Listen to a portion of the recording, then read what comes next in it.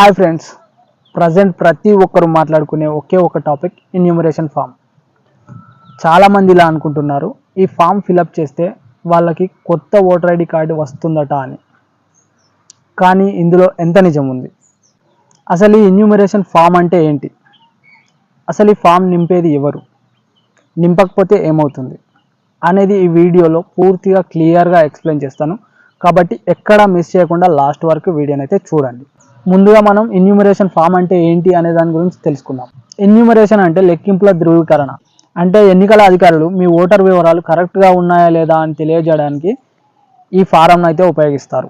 దీని ఉద్దేశం డూప్లికేట్ ఓటర్లను తొలగించడం, తప్పుగా ఉన్న వివరాలను సరిచేయడం, కొత్తగా అర్హులైన ఓటర్ల వివరాలను నమోదు చేయడం, మరణించిన వారి పేర్లు తొలగించడం. అంటే ఇది ఓటర్ కార్డు ఇవ్వడానికి మాత్రమే కాదు, ఓటర్ల జాబితాను కరెక్ట్గా ఉంచడానికి చేసే ఒక ప్రక్రియ. ఇప్పుడు చాలామందికి ఉన్న ఒక పెద్ద డౌట్, ఎన్యూమరేషన్ ఫామ్ నింపితే కొత్త ఓటర్ కార్డు వస్తుందా అని.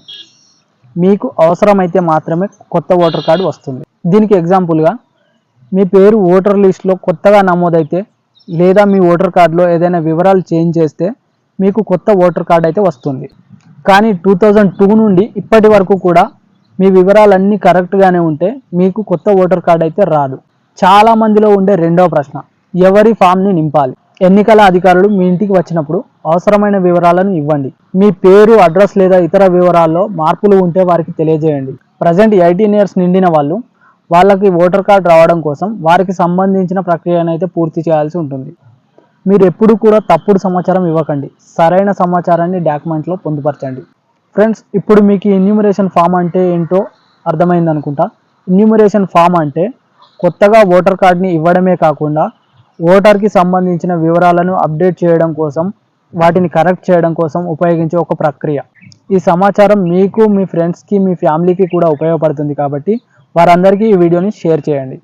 ఎప్పటికప్పుడు ఇలాంటి ప్రభుత్వ పథకాలు లేదా జాబ్స్, బిజినెస్ ఐడియాస్ గురించి తెలుసుకోవాలనుకుంటే మన ఛానల్ని సబ్స్క్రైబ్ చేసుకొని తప్పకుండా బెల్ ఐకాన్ని క్లిక్ చేయండి. అప్పుడే మీకు నేను పెట్టిన ప్రతి వీడియో మీ వరకు చేరుతుంది. Thank you guys. నెక్స్ట్ వీడియోతో మళ్ళీ కలుద్దాం.